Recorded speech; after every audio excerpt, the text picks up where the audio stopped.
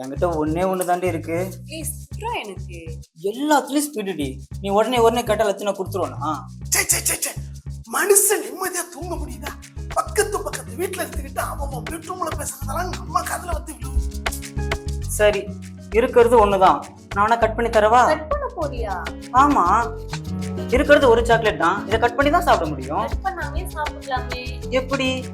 ஒரு முனையே வாயிலையும் இன்னொரு முனையும் வாயிலையும் வச்சு கடிச்சு சாப்பிடலாம். யாருக்கு அதிகமா வருமோ அவங்க ஸ்பீடா சாப்பிடலாம். ரெடியா? சாக்லேட்ல இவ்வளவு விஷயம் இருக்கா? நமக்கு தெரியாம போச்சு. நம்ம காலத்துல எல்லாம் ஆரஞ்சு மிட்டாய் தான் ஃபேமஸ். காக்கா கடி கடிச்சிட்டு கொடுப்போம். எங்க காட்டுங்க. மாட்டேன். நடு ராத்திரில வெறுப்பு ஏத்தின்னு இருக்காதீங்க. ஒழுங்கா காட்டுங்கன்னா காட்டுங்க. ஹவுஸ் ஓனரமா எல்லாத்துலயும் சிக்ஸ் தான். அன்பை காட்டுறதுல சிக்ஸ், அரவணைக்கிறதுல சிக்ஸ், அதுல சிக்ஸ். ஒழுங்கு காட்டியா? காலத்துக்கு மேல போடு. சின்ன பசங்களோட உனக்கு என்ன கிரவுண்ட்ல கிரிக்கெட் விளையாட்டு? இப்ப பாரு, கால்ல முள்ள குத்திட்டு வந்து நைட் எல்லாம் ஐயோ அம்மான்னு முனைங்க. சரி, வலிக்காம எடு. சரி.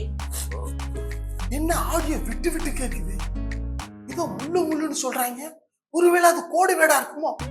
ஹவுஸ் ஓனர் மச்சக்காரையா வலிக்குது. வேண்டாம். வந்துருச்சு. பாதி வந்துருச்சு. கொஞ்சம் பொறுத்துக்கோ, முடிச்சிடலாம்.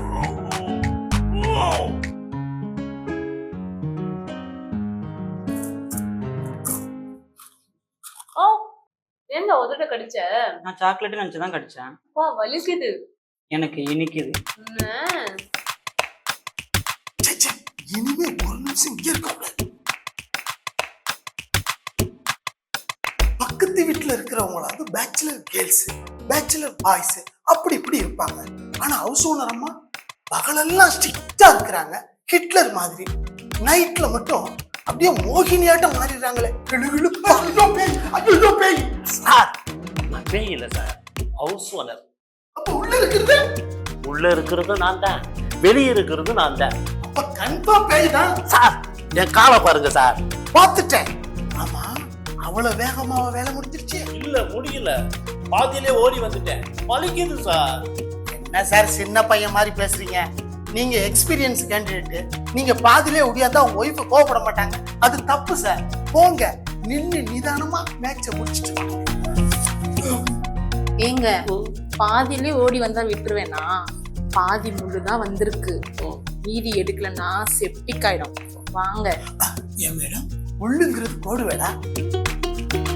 கோடு வேடா? நீங்க ஒன்னும் ஃபீல் பண்ணாதீங்க மேடம்.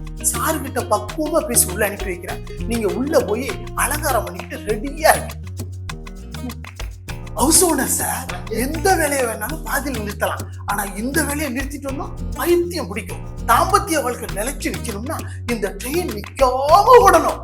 என்னங்க இந்த ஆளு பைத்தியக்கார மாதிரி உளறிட்டு இருக்கான்? மேடம், பஸ்ஸோ ட்ரெயினோ பாதியில நின்னா இன்னொரு பஸ்லயோ ட்ரெயின்ல ஏறி போயிடலாம். ஆனா பிளைட் பாதியில நின்னா என்ன ஆகும்? அது மாதிரிதான் குடும்ப வாழ்க்கை. போங்க ஹவுஸ் ஓனர் சார், போங்க.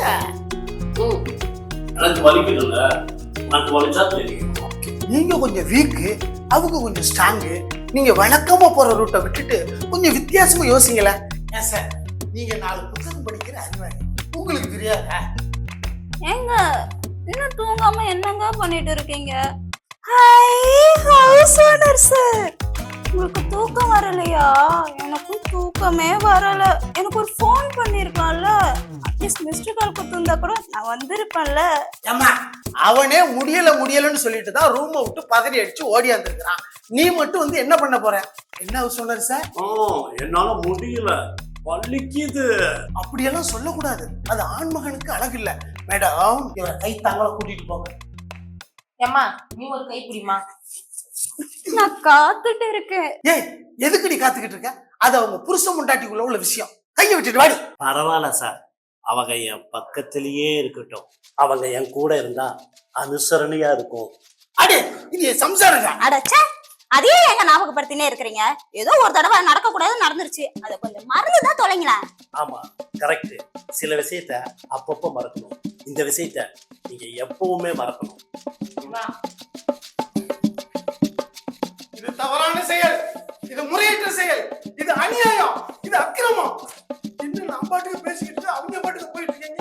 விடா கூடாதுவீங்களே. அக்கா இவரை மல்லாக்க படுக்க போடுங்க, அப்பதான் இவர் அடங்குவாரு. சரி நீ காலை புடி, நான் கைய பிடிச்சுக்கிறேன். ஐயோ வலிக்குது வலிக்குது விடுங்க. எனக்கு தாண்டா வலிக்குது. உண்மையாவே மனசு எனக்கு தாண்டா வலிக்குது. ஏன் முன்னாடி எதுக்கு நான் கூட்டிட்டு போய் உள்ள கதவு சாத்தி வச்சிருக்கீங்க? ஏங்க சும்மா இருங்க, இந்த மாதிரி நேரத்துல உதவ வேண்டியது நம்ம கடமைங்க. அக்கா அந்த சேஃப்டி ஐட்டம் எடுங்க. என்னது சேஃப்டியா? எல்லாமே பிளானிங்கா தான் நடக்குதா? சார் கொஞ்சம் பொறுத்துக்கோங்க சார், இப்ப முடிஞ்சிடும். அதான் முடிஞ்சு போச்சே, எல்லாம் முடிஞ்சு போச்சே.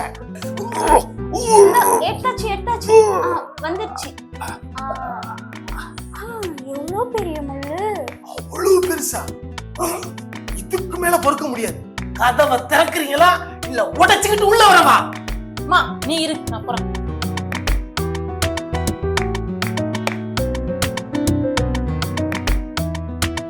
இந்த பாத்தீங்களா எவ்வளவு பெரிய முள்ளு. பாவம் ஹவுஸ் ஓனர் சார், இந்த முள்ளு குத்தி உள்ள போயிருந்துச்சு. இத மட்டும் எடுக்கல, காலையே எடுக்க வேண்டியது வந்திருக்கும். ரொம்ப தேங்க்ஸ்மா, உன் சப்போர்ட் மட்டும் இல்லைன்னா என்ன ஆயிருக்கும். நீ ஏன் முறைச்சிட்டே இருக்க? கண் கலங்குதும்மா.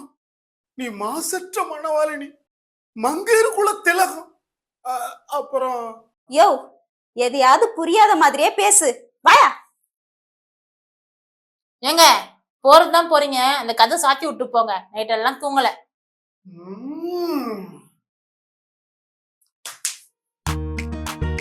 நீ எங்க போற?